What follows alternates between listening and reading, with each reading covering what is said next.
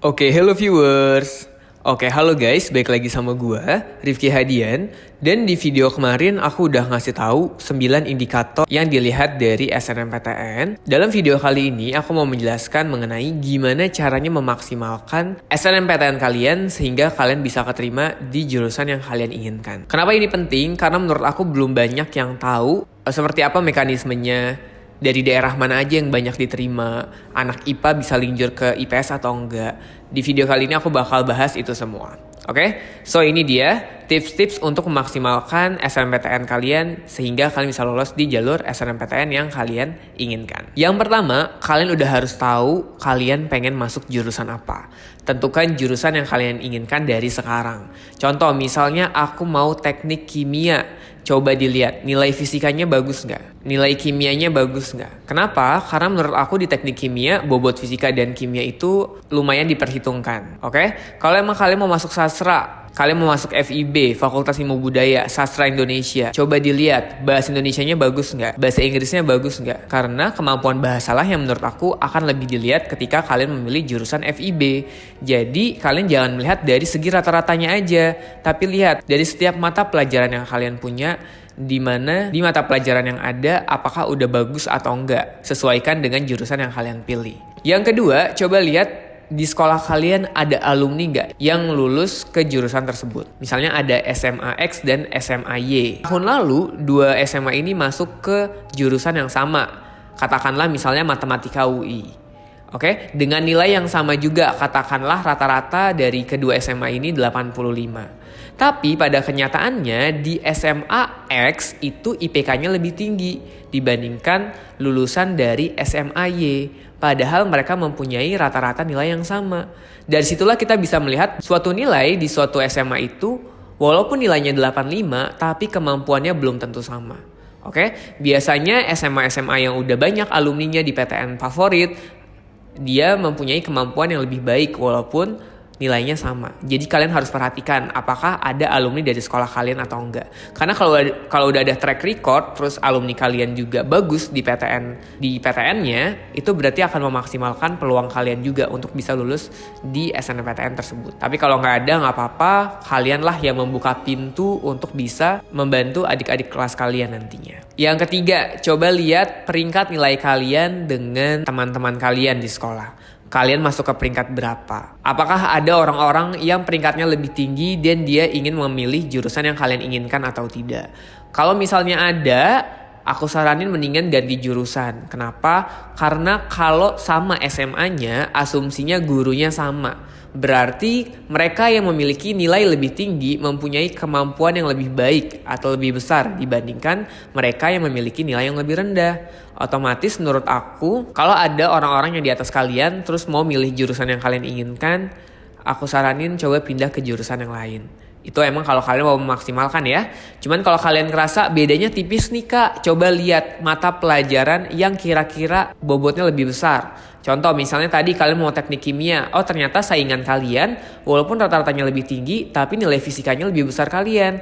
Itu masih ada kemungkinan kalian bisa lulus di SNMPTN. Tapi kalau misalnya nilainya beda, fisikanya dia juga lebih tinggi, ya aku saranin sih mending pilih jurusan yang lain. Keempat, coba bandingkan nilai kalian dengan nilai alumni yang pernah masuk ke jurusan tersebut.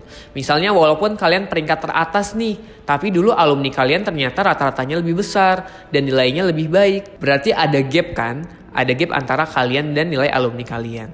Aku saranin sih cari alumni yang nilainya setara, bedanya nggak jauh atau lebih tinggi kalian daripada alumni tersebut.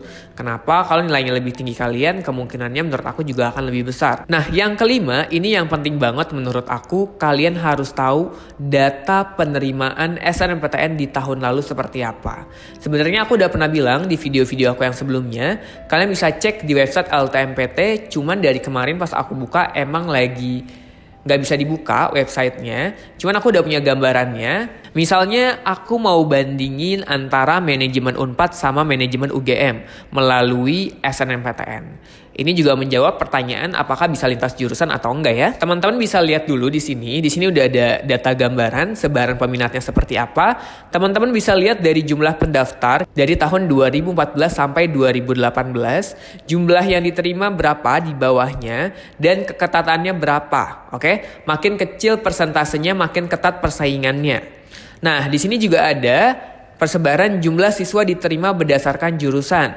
Kalau untuk manajemen Unpad di tahun 2018 dari SMA IPS-nya itu 48, dari SMA IPA-nya itu cuma 1, dan dari MA IPS-nya juga cuma 1. Jadi teman-teman bisa lihat nih, lintas jurusan kemungkinannya besar atau kecil ya. Dari data yang ada di sini sih menurut aku kecil untuk bisa lulus di SNMPTN melalui lintas jurusan. Nah, teman-teman juga bisa lihat berdasarkan provinsinya ada di mana.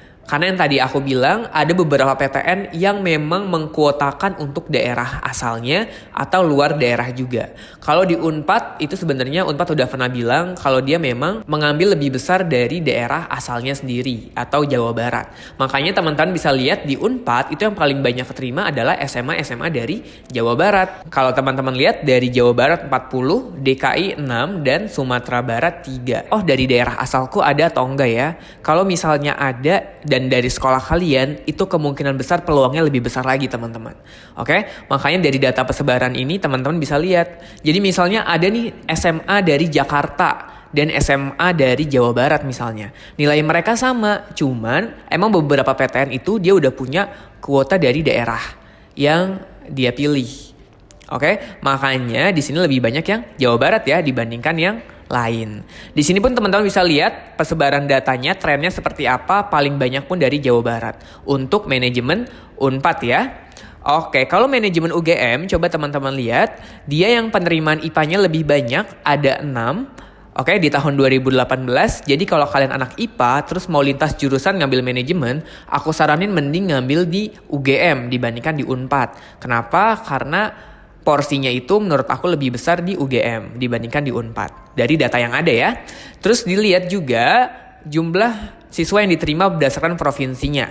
Sama kayak tadi paling banyak di Jawa Tengah, Jogja, dan Jawa Timur. Kalau teman-teman lihat ya. Kalau teman-teman totalin tahun 2018 yang keterima 39. Tapi 39-nya itu semuanya dari Jawa Tengah, Jogja, dan Jawa Timur. Jadi makanya kalau ada yang mau ngambil di luar provinsi, misalnya kamu dari Jakarta pengen ngambil di Unbrau di Malang, coba dilihat kuotanya tahun kemarin yang keterima berapa. Terus lihat juga SMA-SMA favorit di daerah Jakarta ada berapa. Oke, makanya ini penting banget untuk teman-teman tahu karena dengan tahu data ini, dengan tahu pesaingnya berapa, kuota untuk daerahnya berapa, teman-teman juga bisa berpikir, teman-teman juga bisa memperkirakan kira-kira aku bisa lulus nggak ya di jurusan yang aku mau atau enggak. Kalau aku mau lintas jurusan kira-kira keterima atau enggak ya. Jadi semua datanya ada di website LTMPT, teman-teman bisa cari dan teman-teman bisa memaksimalkan potensi kelulusan SNMPTN teman-teman ya. Oke, thank you banget udah nonton video ini. Hope you enjoyed dengan videonya. Dan sampai jumpa di video-video aku yang selanjutnya ya. See you next time guys. Bye.